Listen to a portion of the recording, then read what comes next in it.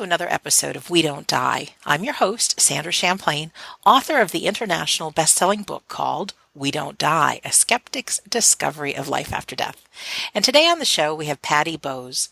Paddy is a Reiki master, healer, physical medium, who has been sitting for physical mediumship for 6 years. His wife, Maureen, is also a Reiki master and healer. I personally am delighted to speak with Paddy today, as he is one of the most faithful listeners of this show. He says he listens just about every day, and he is the one who encouraged Alec Laidler from episode 176 to be a guest. He's also says he's got many other great people for me to interview, so I'm excited that now is the day I get to talk to this good man live and in person. So coming to us from Ireland, I'd like to say, Paddy Bowes, welcome to We Don't Die Radio. Hi Sandra, you're very welcome, and it's lovely to speak to you. Yeah, and I'm just delighted that you yourself have listened to so many episodes of this show. Thank you. Absolutely, we love your show. You have been such a big inspiration to a lot of people, that anybody we would certainly that would be in a bad place and didn't understand, or were a little bit skeptic maybe, it would be one way I would say to them, listen to Sandra Champlain's We Don't Die radio show, and they would come back to me and say, wow, we didn't know. And it's a big help, and it saves us as mediums and healers a lot of explaining, would be the word, that other people throughout the world, doctors, lawyers, solicitors, everybody is we're just all equal. It's true. And when we lose a loved one, when we're experiencing grief, it is so difficult, and we're looking for answers. We need somebody to comfort us, and to have, like you say, even so many people from so many different walks of life, all telling similar stories about the evidence of the afterlife. I mean, you just can't help but believe in it and know that your life is for a reason. Yes, indeed. It's a different world. I was brought up in a family of 12 in a very remote area, I suppose, and I was brought up Catholic. When I was a young boy, I had a lot of things happen to me. I didn't understand maybe things like I would levitate off the bed, and certainly I wouldn't ask questions, stuff like that. Wow. It was for years that I didn't understand, and it was then I got married to a wonderful lady, which I married for 34 years. Wonderful. And yes, and all my family, I have 3 girls, and I have a daughter. She's Andrea. She's also a medium as well, and a very good one.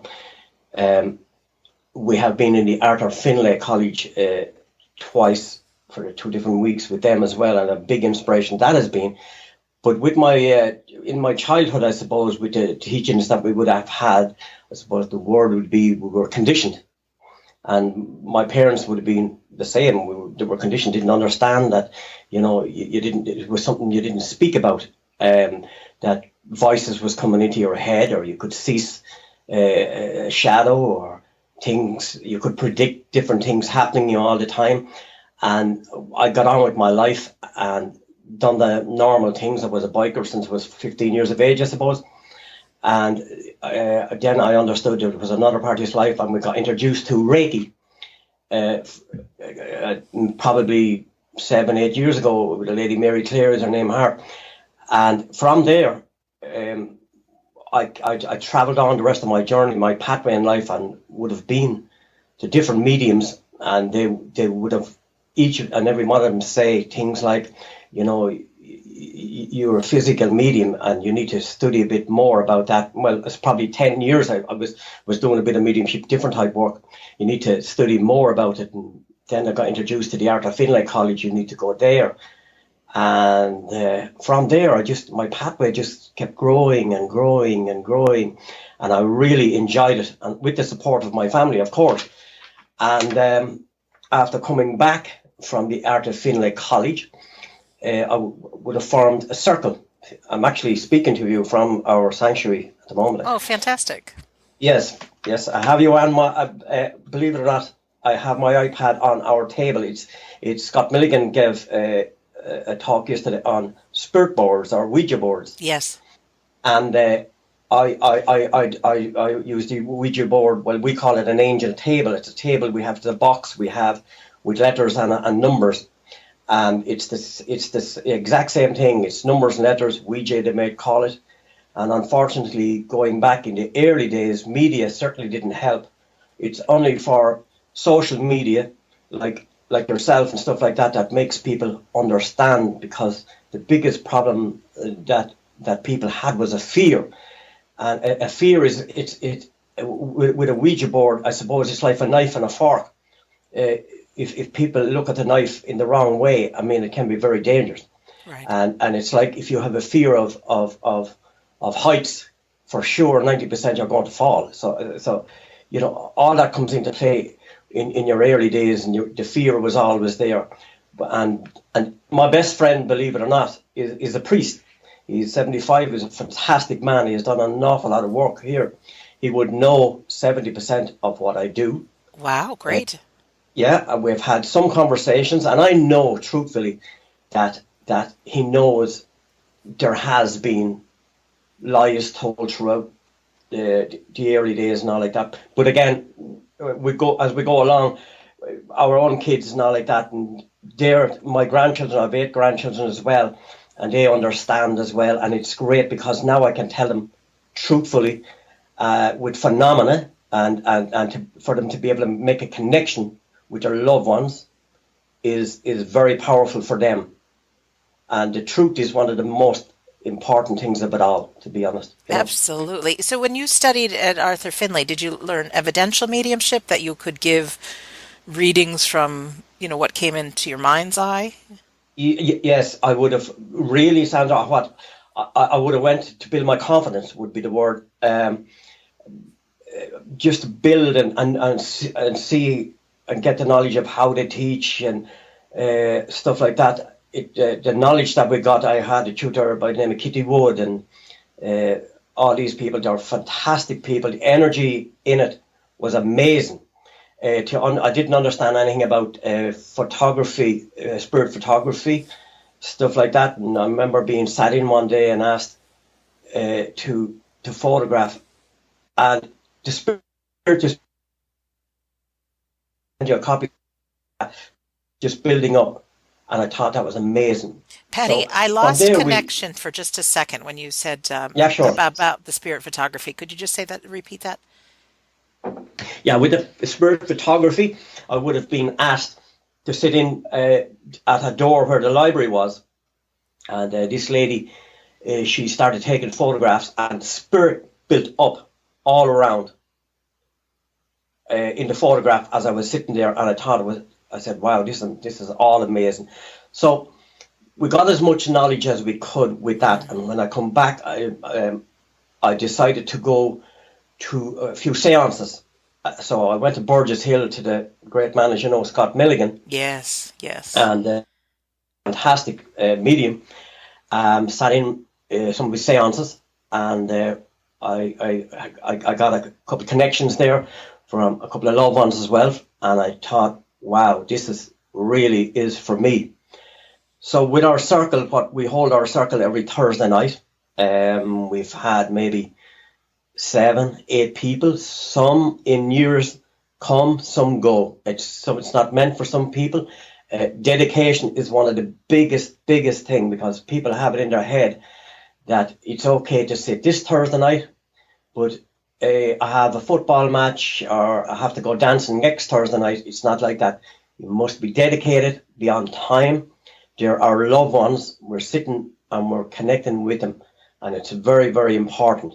Could you It is explain, Patty, a little? This might be somebody's first episode of We Don't Die. What physical mediumship is, and what happens within the circle when you sit every Thursday night?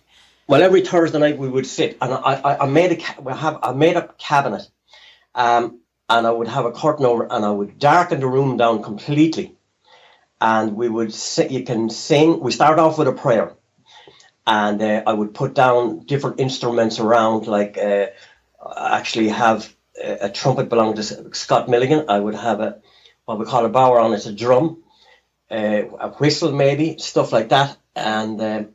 What we would do, darken the room down, put on music, get everybody to sing and to laugh and spirit world, and you can feel the energy changing in the room. And sometimes it would go cold, sometimes it would go hot, and I would feel myself going into a kind of an altered state inside the cabinet, and I would be like that. You can feel, I could feel the spirit, a kind of, it's like they were taking over your body. I would be quite aware of a lot that's going on in the room some of the time, and some of the times I just wouldn't have any idea what's going on. And then we try to get everybody, we try to sit for 2.5 hours if we could at all. Sometimes the room gets very warm. We would have, maybe a light would come up into the corner of the room. Now, we also, what would happen is maybe some nights we would sit for an hour and a half, and we put on a red light then, and my face would change then, and then we would be able to do trance, and that's where it's kind of like the ectoplasm is changing your face as well, and that can be seen in the red light. And spirit world sometimes they would make me aware, and then they would say, you need to get the red light turned on, and there's a message, and the message could be for a couple of people that would be in the room, and be very clear for them. And I suppose when I say early stages, is there an early stage? Is there a late stage? We're learning all the time with mediumship, with physical. We keep practicing different things all the table, like table tipping. Table tipping is a very, very interesting one, where, as you know, we just place your fingers lightly on the top of the table, and we'll ask spirit to enter. And we would have music on, and we've had it several nights that the table would start dancing around the room. Wow. And we could say, who would you like to dance with? And it would make its way to that person and dance beside that person. Now, our fingers would be lightly on it. Then we would ask them, sometimes we have put our cards, angel cards, maybe on the table. We would ask spirit we would shuffle the cards, or one night we asked them they pushed a card from the center of the deck of cards to the person. Fantastic. Stuff like that. Or we would hand the cards around, shuffle them, take a card out, put it on the table, and we would ask, who is this card for? We would put our hands lightly, fingers again on the table, and the table would tilt to that person.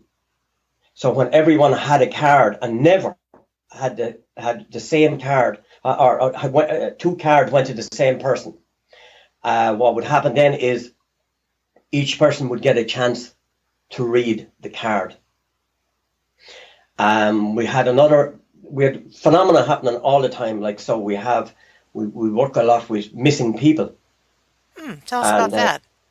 Yeah, it's very interesting, man. You're going to find this story very interesting. Yes.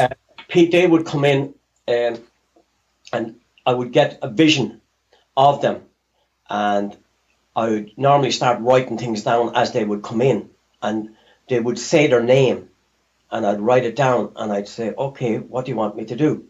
And they would ask me to go on the table. I would go on the table. I would ask them to come in. They would come in. They would start giving me details of their passing. One person gave me her details. She visioned where she was. I went to where she was. It was a wood. It was a lake. And it was a big pylon. I remember one Sunday afternoon, and I looked out at it and I said, "You're here, are you?" And I could hear her saying in my head, "Yes, I'm here." And I said, "What do I do now?" And my phone just gave a blip. And I looked at my phone. There was a map on the phone. I drove a side road, and I drove down, and I could feel I needed to go to the bathroom, believe it or not. You know? Mm-hmm. And I pulled into a wood. And when I got in where the wood was, I froze. My body just froze completely. And I said, "I feel you're here." I said, "What do I do now?" So I come back home. I wrote down my feelings and what was happening to me, and then I went on the table again, and the spirit world said, or she said, yes, that you were right in the right place. Now I said, what do I do? I don't know what to do now. And she says, in good time, I will show. So my wife is like you, Sandra. My wife, she does a bit of, well, she's a cook. She's near enough a chef, I suppose, with the word. She does that. So we were in a restaurant working one Sunday morning, and I was serving up breakfast to two people, and this lady said to me, she said, how is your work going? And I said, it's going good. I'm busy today. And she said, no, your mediumship work. I said, it's fine. And she said, you're at a kind of a standstill now. I said, yes, I am actually. And she said, my husband does similar work to what you do. And I said, please explain more. And she said, he works with rods. If you probably, Sandra, have ever heard of dowsing rods. Yes, I have. Yes. And I have never, at this point. She says, my husband was a person missing in a place called County Wexford. He had seemingly fell into a river. And there was a couple of policemen in the river, and this man was walking up along with the rods. And as he was walking up, one policeman said, there's no way this guy is in the river here. He said, yes, I feel that he's up here. So one policeman went back, the other going forward with him. He says, yes, definitely. And the rods just turned to the water, and the body come up out. The body came up? Came up from the bottom of the river, yes. And he said, you need to use the rods. And I said, okay. So he explained a bit more about the rods. Mm-hmm. So what I done was I made two rods myself out of, it's kind of like brass. Mm-hmm. And I said, now how do I use them? So I said, how am I going to find exactly what you're telling me? The person that was missing said, I'm up 200 meters, I'm here, turn left. So what I done was, I explained everything to my wife, and we drove to a graveyard. And the first time I tried it, I walked in and I asked my wife, I said, to my car, and so she told me, and I went in along with the two rods. As I went in, I could feel the rods moving and changing, and then they went turned over, say left, and then they would turn over right. And I said, I can't find you. So I come back out, and I need guides. So I called in my guides and I asked them for their help. So I went back in again and I called my guides, and then I kept calling this person's name. And as I did, they direct me left, right, left, and then the two rods just turned in on the grave. Wow, that's incredible. And then I come back out, and you can imagine how ecstatic I was. Sure. With that feeling was immense. And I said, now I understand how the spirit world works, that you're showing me exactly. So I went back to the place, Sandra, of where she had showed me in the forest on my own the first time. And I travelled with the rods. And as I went up to a crossroad in the forest, the rods just turned. And I kept walking, and then they turned again, and then they just turned over. And then they straightened back up. I walked about another 2 or 3 meters, and the rods turned again. And I said, why is this? And when I come back to the table and asked the question, this person told me that there is actually another person there. So then I discovered, I said, what can I do now? So it was probably a month later. There was one person that I was told would join our circle. And we were in our Reiki share one night, and this girl looked at me and she says, a medium told me that I should be working with you. And I said, what do you mean? And she said that I will be working with you looking for a missing person or persons. I said, really? She said, yes. So I said, fine. So I invited her to my circle. And Lisa is her name. And she joined the circle. And as it turns out, her best friend is a detective. So you can imagine where the story is coming from here. Yes. So it's in that stage now. She would have brought it forward, so we're not really sure where we're at yet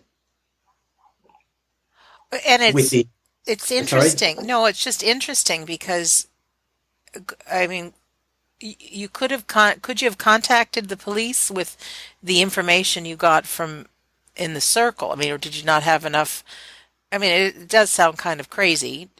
Uh, Um, Ireland, Sandra, is a lot different than the UK. The UK use mediums. okay. Here in Ireland, what has happened is there's a lot of what we call underground mediums, fantastic mediums, but because of the skepticism that goes on here in Oh, Ireland, yes. yeah, and we have to be very careful as well because just could I say, and to everybody to be careful because if that person obviously would have went missing for strange circumstances, say to do with a theft or I don't know, just went strange. If you found their body, Mm-hmm. you'd certainly be a danger to the people that would have committed the crime. Does that make sense? Ah, it sure does. So, like in Ireland, England is different. England uses mediums for it. Ireland, not yet. But I would imagine, I can imagine if this does unfold, and please God for a closure for the family, Yes. that there was a body there, or two bodies. Can you imagine what, you know, first thing people would say, well, or somebody has a loved one missing, we need to go to mediums for to be able to help. Yeah. And why not? Wouldn't you go to the rounds of the world to connect with your loved one again? Oh, absolutely. And I've To talked find them? to Yes. people that You know, have helped with missing persons and things like that. And I think it's so interesting that someone's come in now that's a detective, and it'd be very interesting to follow up with you and see how this all unfolds. sure. Because I Yeah, know the spirit world is probably quite aware of how things work in Ireland, and to put the right people in the pathway, uh, and to bring this to light, whatever it is that has happened, I think that's extraordinary. it is indeed very extraordinary, and I'm very excited to see what will happen. Early stages, we would have worked with people with cancer. We had a neighbour of ours. She was a great friend.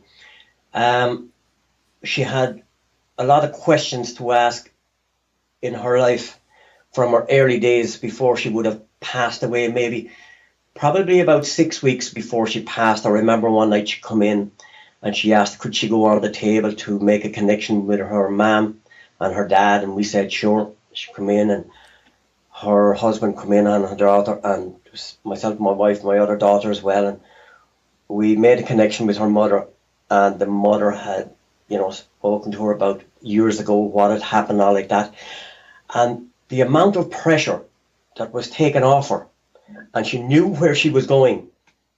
She knew that the unseen world, the smile that she put on her face was immense, and we were there on her passing. So she said to me, could you do me a favour and get me an envelope and a piece of paper and a pen? And she asked us, we turned around, she wrote on the paper, she put it in the envelope and sealed it.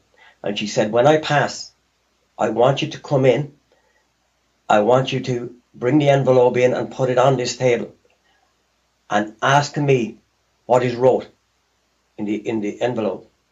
Her husband, she had passed anyway 6 weeks later, and probably 3 weeks afterwards, the husband and the daughter asked, we'd like to come in and make a connection with her. And we did. We made her with the connection with her. And I asked them, would they like to know what was in the envelope? And they said, right, let's go for it. So we asked, Kathleen was her name, what was wrong on the envelope. And she said, we opened the envelope and word for word was written. Now, Patty, I just have to ask, how do you hear her speaking? Right, okay. I will meditate maybe half an hour to an hour beforehand, and I will ask her to come in. Silver Birch is one of my controls. He's a control of mine. Excellent. I would connect with him. I would ask him to help in any way. I'm here for them for any reason that they want. I would feel her presence and I would see her face very clearly. And and I would ask them, would they like to speak? And they say yes. Now, I could also write down, because she was a neighbour, I suppose I would know a lot about her anyway. Yes. But I also would write down, I have a book that I do write stuff down in if she's connecting. But I also would put a glass on our table, and I would ask everybody to put their finger on the glass. But whoever the message is for, I would ask them to take their finger off the glass. And she would spell out the message as well. And I would write it down before and close the book, and they would also spell out whatever she was wanted to tell them.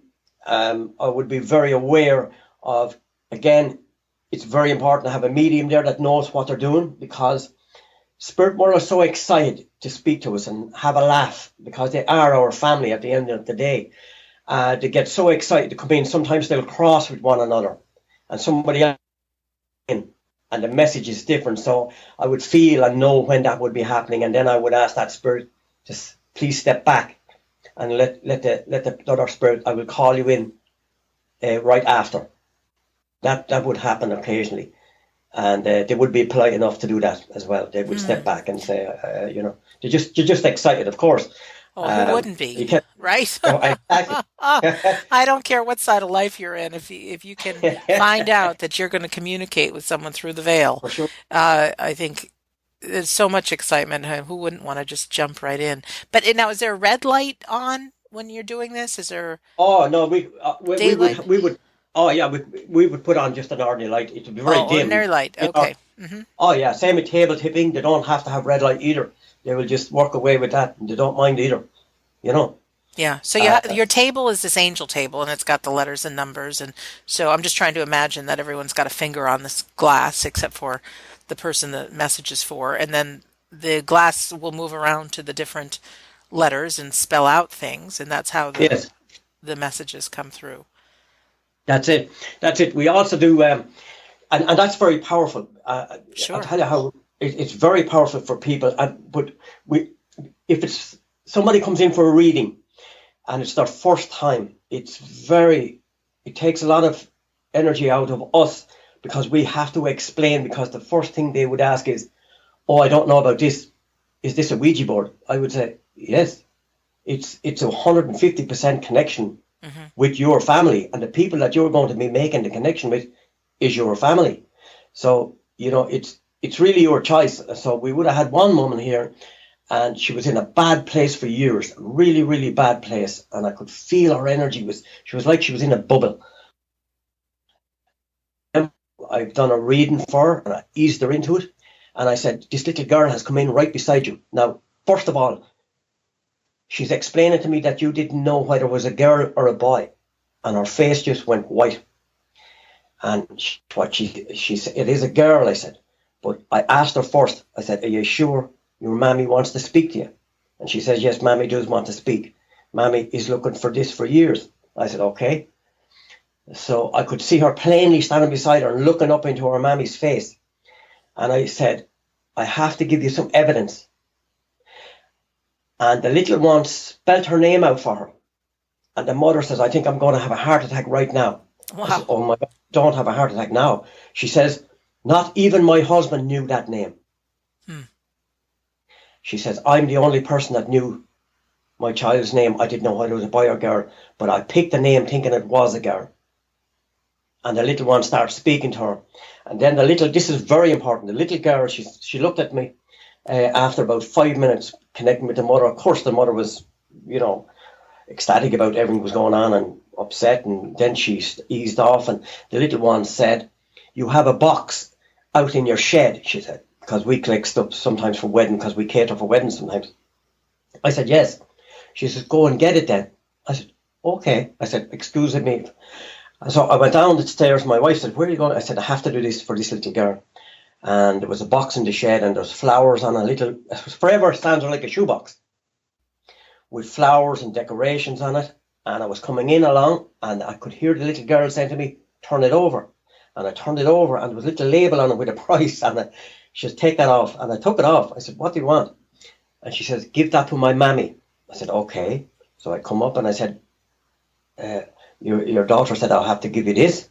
And she says, what does it signify? I said, when it comes her birthday, Christmas, Halloween, all them special occasions, she wants you to put a little gift in there in remembrance of her. And she wants you to, first of all, when you go home, to write her a letter.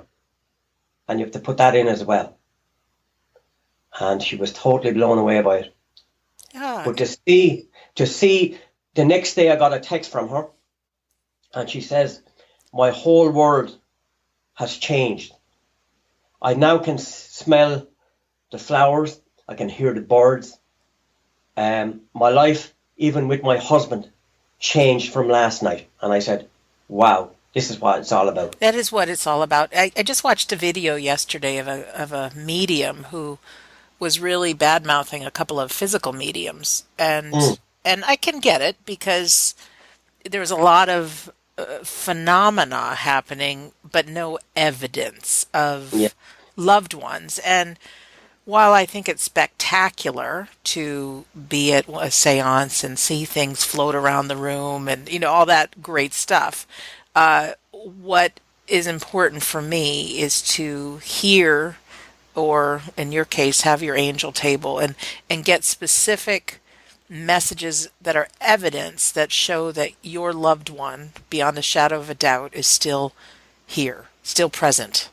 And I really applaud you and your circle for doing that, having the, I don't even know what the word is, just that dedication that will allow people from the spirit world to communicate. So for that example of that mom and daughter, there's, it changes someone's life. It can take them from the darkest, deepest hell of grief and give them light again and be able to hear the birds and see the flowers.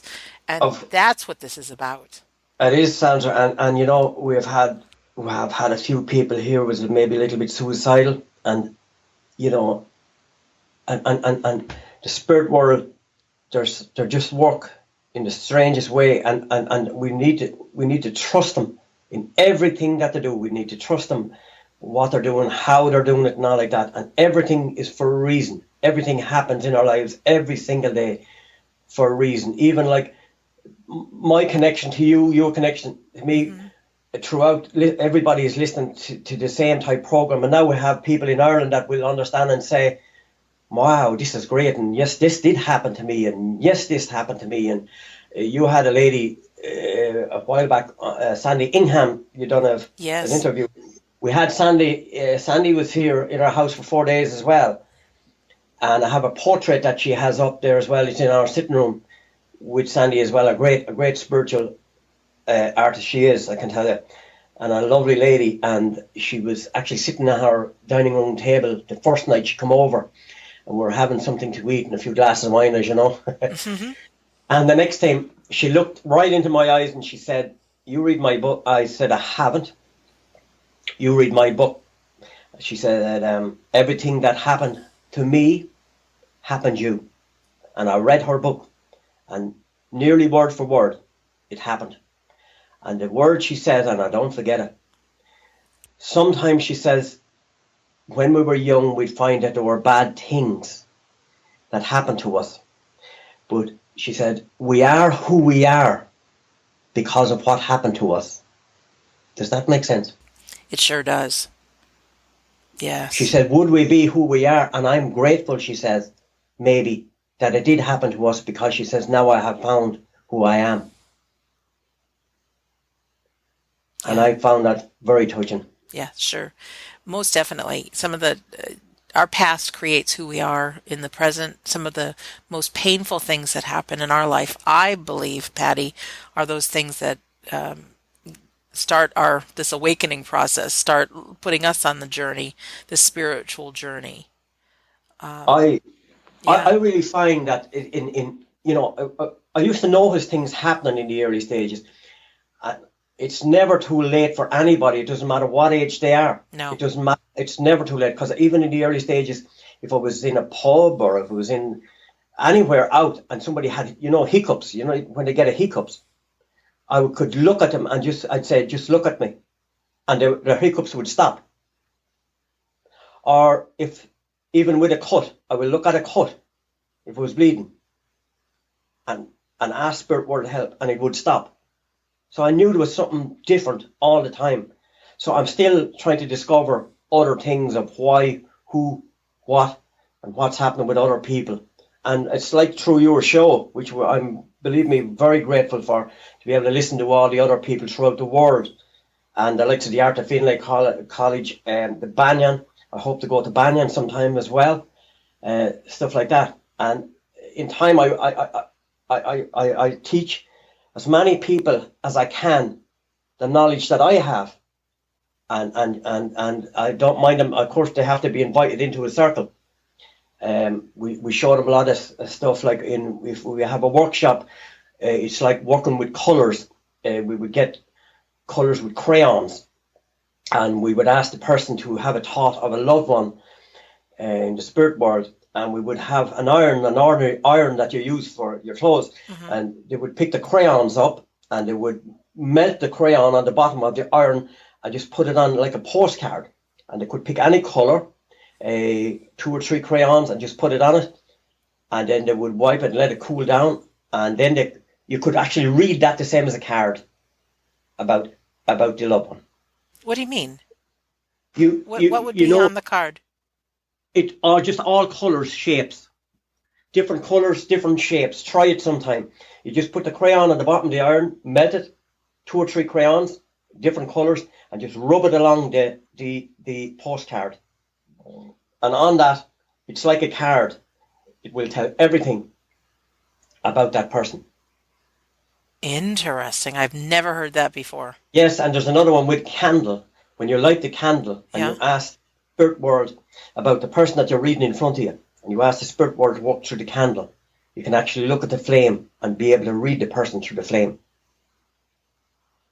Oh, there's so much possible. It's extraordinary. I love having these conversations because I get to discover new things. Yeah, it's just so amazing.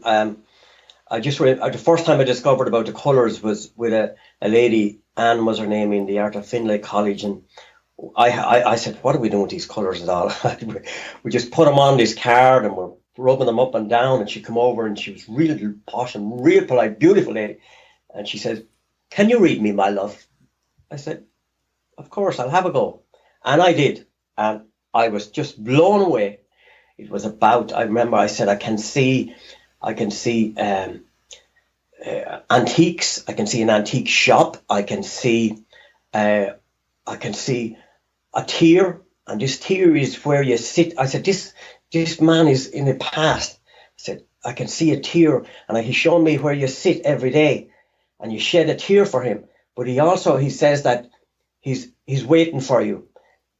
I said, I don't know whether I can say this or not. She said, say everything you have. He said it won't be long. That he understands your illness, but he'll help you through it. And I said, but I find it's 10, 12 years, and this shop, but he's shown me 2 windows in the shape of church windows, only small. And he said, the little dog is here, and he said the name of the dog, everything. We kept going like that. I said, oh, I was starting to sweat, believe it or not, at the stage. And I said, well, how are we doing? And she says, oh, wow. She says, you're doing really well, because she says, we had an antique shop, she says, 10 years ago.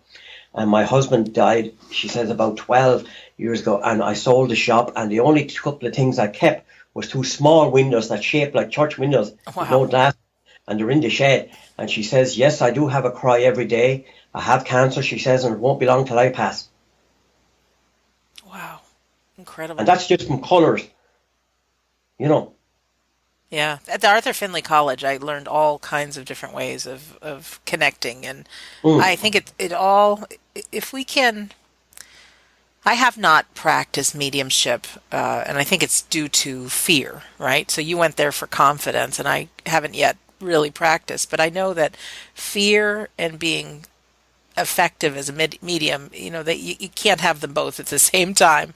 So to use things like the colors and the crayons and invoke our imagination, I found that when I have been correct with people, it's when the fear is all set aside, and I was able to play, I was able to experiment, use colors, whatever. And then all of a sudden, these images and thoughts would come to my mind that weren't there previously.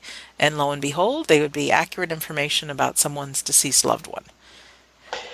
But I thought about this a lot, and I said, everybody has a different gift, and your gift for sure is what you're doing, and that's a major gift. If you only knew how many people's hearts that you've connected with doing what you're doing for the spirit world, it's just amazing. You're opening up a whole different field completely. Thank you. And I just don't think I'm someone who's meant to be a medium that people call me and that I'm sitting at home on the phone one-on-one. Well, you are in the sense of the spirit world has chosen this pathway for you. Right. Yeah. No doubt about that. No doubt about that. The spirit world has chosen that pathway. And I know you to be, I've heard you a few times speak about your father. Yes. And things like that. He would be a main guide for you for doing what you're doing. He's your strength. No doubt. Thank you. For doing what you're doing. And long may it last is what I do say. And there's so many people, even people in my workplace, some of them would know what I would do, and I would say, I want you to listen to this program first, and I would mention your name and your great program, and they'd come back to me after a few days and say, wow, we listened to that, and then I had to put on another one, and then I fell asleep during the middle of that. That's great. But it's still a healing. What I meant was it's a healing. Maybe after an hour, then to put on another one, and an hour and a half, maybe, or 2 hours into it next day. It was so interesting. Oh, Paddy, thanks. I don't mean fell asleep being tired of listening to your program. I mean, it was so interesting. And then they would go back then the next evening and say, I have to listen to this next one. And we would often have a great conversation about spirit world because of that. And I would have made connections because of your shows. Thank you for that. I really feel, just as a human being, as a little kid, I wanted magic to be real. I wanted it to be real so badly. And then I grew up and I got into my daily life. And now I'm 51 now. And with the people I've spoken with the trips to Arthur Findlay College or Banyan or wherever, it's so great because I feel like magic is real. I feel, to have conversations. You mentioned Sandy Ingham, and she was episode 116, if people have not heard that one yet. And she is a person who draws pictures of your deceased loved ones. And just incredible, the story of her not having any artistic ability, and then her hand starts moving and draws these incredible portraits. And you mentioned the crayons and colors. On episode 185, I spoke with Reverend Kevin Lee. I don't know if you heard that one, Paddy, but he was talking about physical mediumship and having maybe a shoebox and having crayons and pencils and things in there, and then sitting and developing a habit of sitting, and then you open your box and there's a message or a picture or something like that from those in the spirit world. I mean, even physical mediumship, that things are said and done, and even I said earlier, things flying through the air. I mean, I have witnessed toys being unwrapped by by invisible children in the spirit world. I mean, things that the rational brain cannot, because we're looking for an explanation. It's got to be something else. It can't be someone in the spirit world. I mean, this is what I think our brains are trying to figure out. And of course, there are plenty of people who are fraudulent out in the world, and no one wants to feel like they've been conned. No one does. But to allow ourselves to be okay with the possibility that this is real. I mean, there's something like 50 billion planets in the universe, and there's so many things that we cannot explain, science cannot explain, that to really be okay with the unknown and be okay with the possibility and probability that life after death is real, that magic is real, things can happen. To hear your stories, I think it's just fantastic. And Scott Milligan to me is a great inspiration, because Scott is a true medium, because if he says what it is from the heart, and that's Yes. what spade is, a spade. And I mean, if there's somebody out there that's trying to fraud and all this stuff just for the sake of making money, well, then it needs to be highlighted. It needs to be looked into the eye and said, excuse me, but that's not true, or can you show me something else? I mean, for me as a medium to look at somebody else, I'd know very well, and I would say, my God, how can you do this to the spirit world? But I mean, I sometimes confuses me. Sometimes it's hard enough with people that are skeptics and trying to explain to them and show them and things like that. And we have had a few shows where we've had a couple of great mediums as well. You'll probably interview them in time, Sandy McSweeney, Olga Boland, people like that. And the trance medium, Olga is a fantastic trance medium. She'd be like, when you've been there to Findlay College, the trance mediums that they have there, and Eileen Davis. She's like Eileen. Fantastic. Fantastic. She's like Eileen. We had her here in the house a couple of times as well. And everything near enough like that, like Eileen, her voice changes, her face changes, everything like that. And a true medium she is as well. And again, she's studying a bit of physical, but what's happening is there is other people out there, and hopefully over the next couple of years that they will come out in the open and be able to say, wow, yes, this is true. We want this more of. They've been to shows because people are trying to seek something. There's so much going on in the world, and there's so much grief, and that's because of suicides and stuff like that. People don't know where to turn anymore. But there is a place for them to turn, and if they make a connection with a loved one, and the loved one can say to them, it's not your time yet, and stuff like that. Okay, it's their choice. Of course, if they want to pass to the spirit world, it's their choice. But I mean, why not make a connection with a loved one and be able to say, no, not yet. Enjoy your life more. Does that make sense? Yeah, it makes total sense. Paddy, can you talk a little bit about things happening in the dark versus the red light? And there's somebody had messaged me on YouTube, and I had a brilliant conversation with Scott Milligan, episode 188. And this fellow says, but why? He just doesn't get it. Why can't it happen in the light? If this is so real and the spirit world so powerful, why can't these things be videotaped? Why can't a light be turned on? And I think there's a lot of skepticism about physical because of the darkness. I do believe in one thing, and that is, spirit world would have said it in time. In time, they will start opening up in the light, because I've seen some, I suppose on YouTube documentary stuff like that, of in America as well, of table tipping on the balcony outside in the daylight, stuff like that. Now they will do the table tipping, but it's the danger aspect inside that people need to realize, that you have to be in the darkness. It's until you're invited by the spirit world to put on any kind of light, the danger is too much. It's for the medium as well. I have not been strapped down yet. It's for the future, until there is happening. But when they say to me, you need to strap down now, I will do that. And I have been with Scott, and I was actually one of the ones that remember at one of his seances strapping him down. And when that time comes, I will do that. But it's when people come to your circle, you need them to have respect for the spirit world. Things like certainly no alcohol, certainly no mobile phones, certainly no watches, certainly no, all this kind of thing is so important.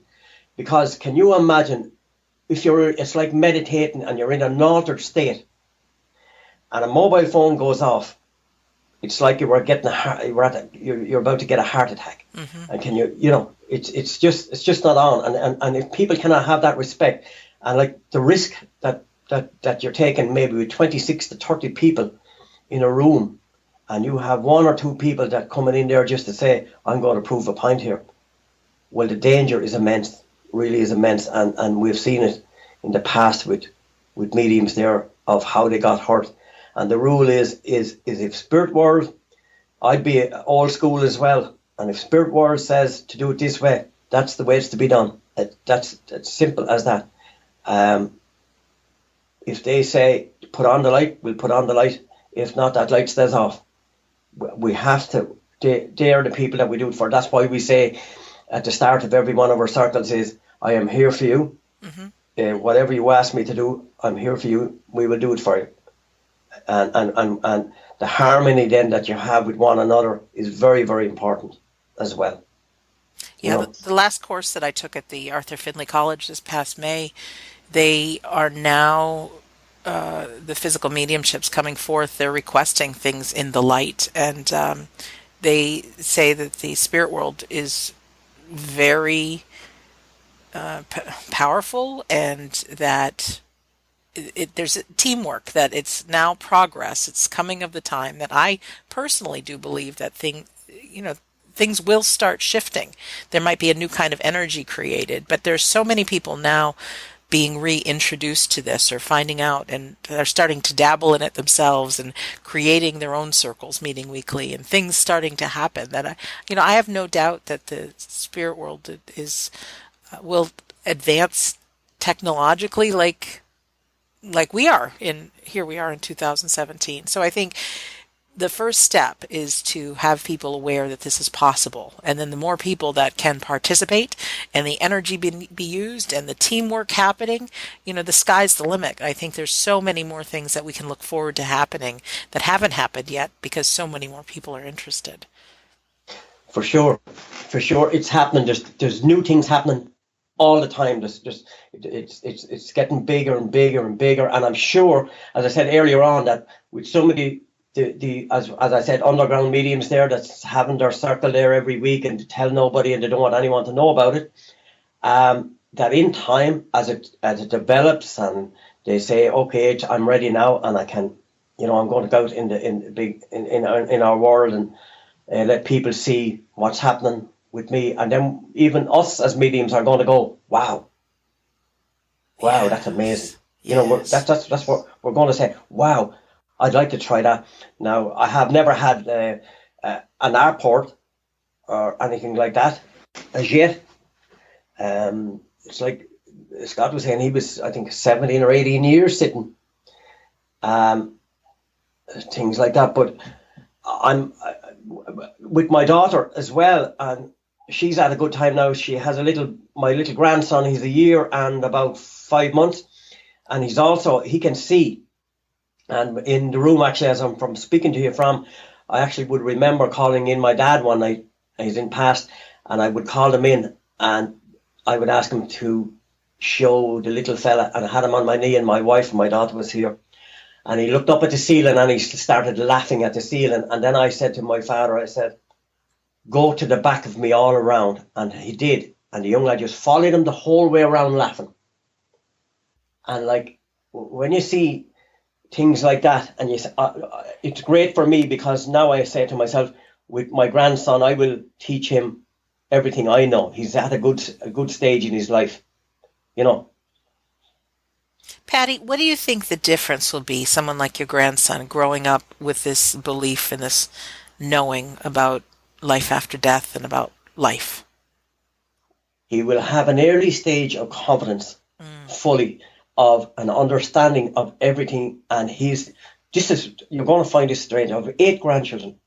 Wow. He's the only little guy that comes into the room. He always comes in here to play, and he's always looking around. And now, all my other grandchildren, of course, love them to bits, but he's the only little guy that comes in. But if I suppose in my early stages, I would have loved to have had somebody helping me on my pathway as I come along. But he's going to have this, and as I get older, as we all are, as we go along, he show him everything I have in his development.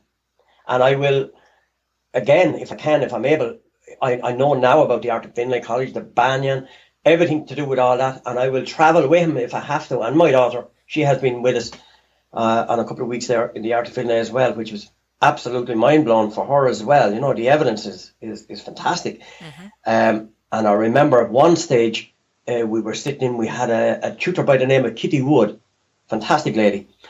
And Kitty, I remember one day we were sitting in one-to-one, and she asked everybody, you know, ask your guides to come in, ask for a message, and give the message whoever it is for the person in the room.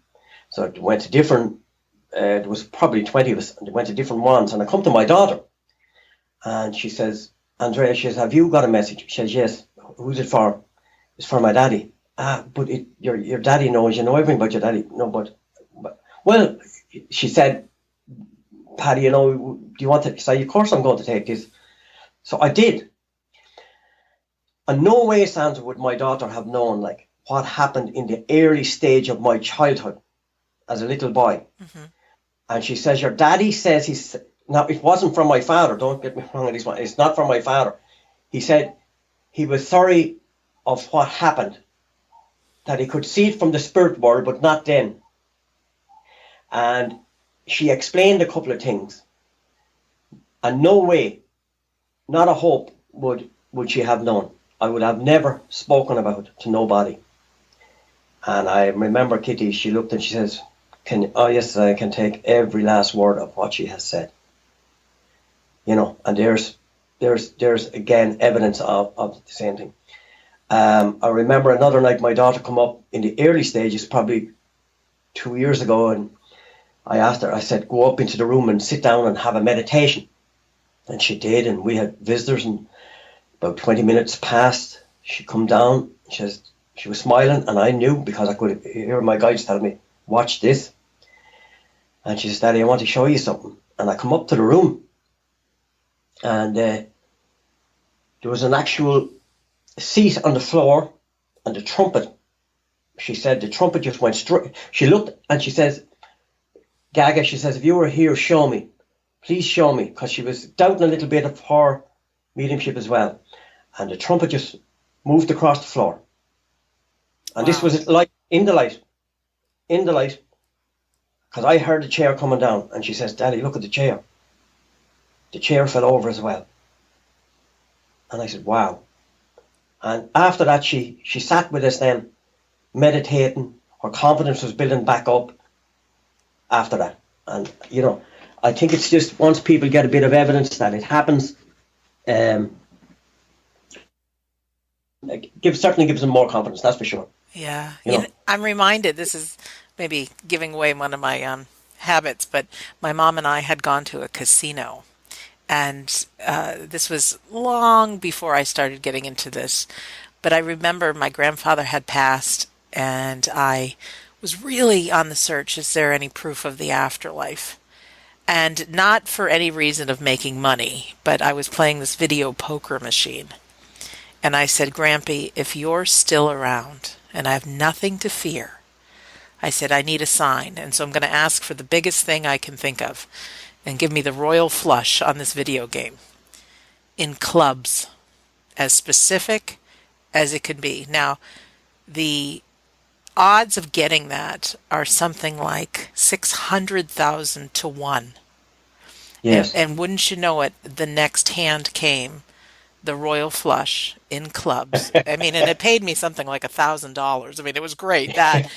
But it wasn't about the money. It was such a specific thing that was so rare, and there it was. And in that moment, I thought, there's much more to this, you know, and so to just, you know, and like I said, it's not about winning money. It's not about asking for the lottery numbers, but it was asking for a sign that was such proof.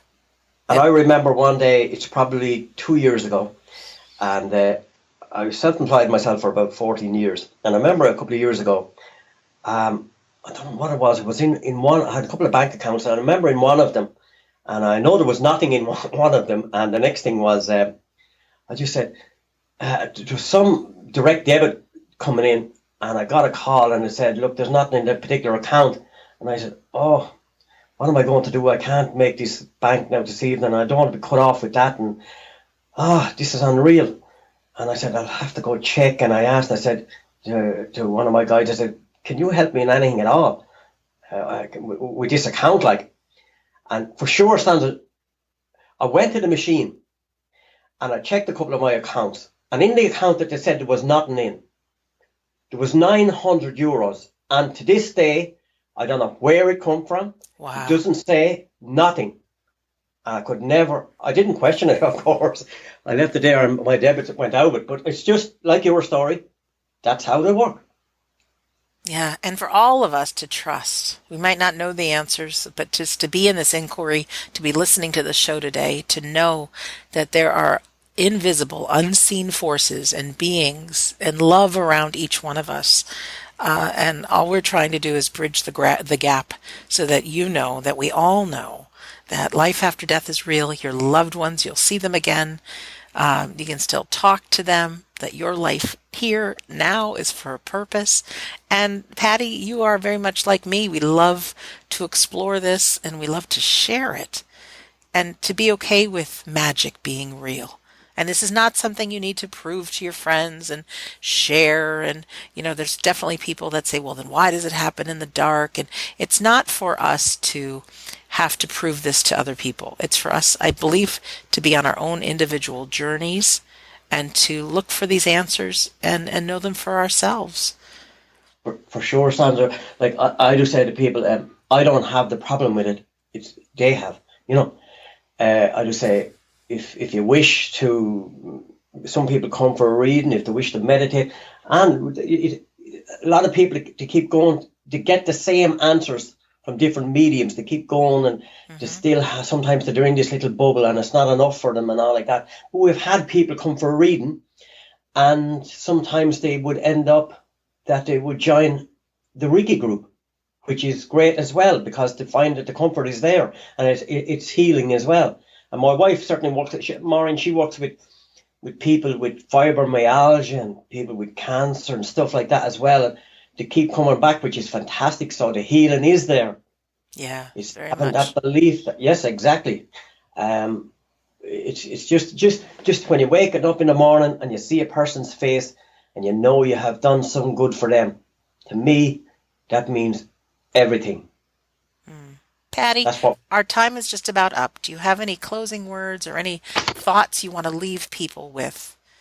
Yeah, first of all, Sandra, just to thank you so much for everything that you have done with your show. I mean, it's a definite inspiration, no doubt about that. And as has the Art of Findlay College, the Banyan Retreat, everything like that, Scott, everybody.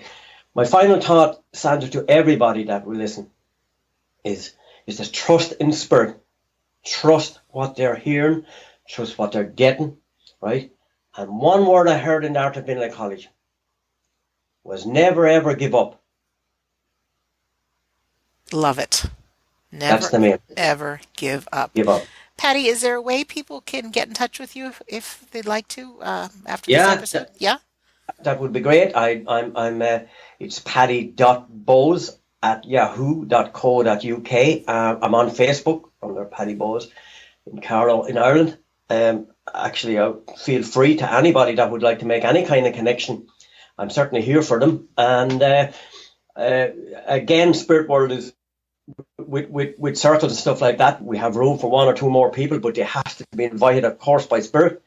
Some people go, some people come. That's how it is. And if they're meant to be, they're meant to be. But that's the side of it, Sandra. Yeah. Oh, I love it. I love you. So thank you, first of all, for your time today. Thank you for giving so many hours of you even listening to the show. I tell you, there's people that know me better than people that are in my everyday life because you've probably spent close to 200 hours listening to me. But thank you for your recommendation. Your friend Alec has been on the show, Alec Laidler, and I know you have got some other guests in mind. So I really appreciate your teamwork. And most importantly, though, Paddy, I really appreciate who you are as far as giving people evidence and being there for the spirit world. Sandra. Sure. I had a guy on to me yesterday, as I was saying. I just come back from Rome yesterday, and I was speaking to a guy yesterday. He's only a young guy. Young people will change the world, I reckon. And this young fella, I was telling him I'm on the show with Sandra Champlain tomorrow. And he says, really, that's powerful. That's fantastic. He says, I would give €150 to a charity. If you met, I said, Craig Dowling is his name. So Craig, €150 to Scott Milligan's sanctuary that he's building in Kinsale. Oh, fantastic. That's it. Fantastic. Well, thank you very much for that. You're welcome, Sandra. And to our listener, I want to thank you for taking the time to listen, whether this is your first episode or you've listened to almost 200 of them by now. I thank you. These episodes, as you know, are for all of us to know that we don't die, that we're souls having a human experience, that our life is for a purpose, and to look for the magic. As a little kid, we wanted magic to be real, and we didn't have too many worries, most of us as kids, and let's get back to that point, to know that there's this unseen forces around all of us, that we can witness miracles. And this is your private journey. You don't have to share this with everyone. You don't have to be someone trying to prove life after death is real. What's important is what's in your heart, what you believe. And that's all Paddy and I wish to do, is to encourage you and your growth, and know that you have friends. If you're someone who is on Facebook, feel free to go to, just type in the search box, We Don't Die Listeners, and you can join our very private community with over 2,000 listeners of the show, and you'll have people to talk to about this, which is fantastic. And you may have heard me invite you before, but this coming September 2017 in Scottsdale, Arizona, I will be a speaker at an afterlife symposium. And if you want to find out what that is, go to afterlifestudies.org. Very exciting. And also know that our home base is We Don't Die Radio.com, and there you'll find the list of all the past episodes. You can also join what I call the Insiders Club, and you can read a free copy of my book. You can get a download called How to Survive Grief, and many other things. So I want to thank you again from the bottom of my heart for being here, for someone who is looking at your own life and wants the very best. And you want to know that your loved ones are still around. You want to know life after death is real. You want to know that your life is for a reason. And I'm going to leave you with this. Like Paddy said, trust in spirit. Never, ever give up. You are a divine soul that is here on earth having a human experience. There is so much for you to learn, to explore, and most importantly, to share. So in closing, my name is Sandra Champlain, and I've been your host on We Don't Die Radio. I really want to thank you for listening, and we'll see you soon.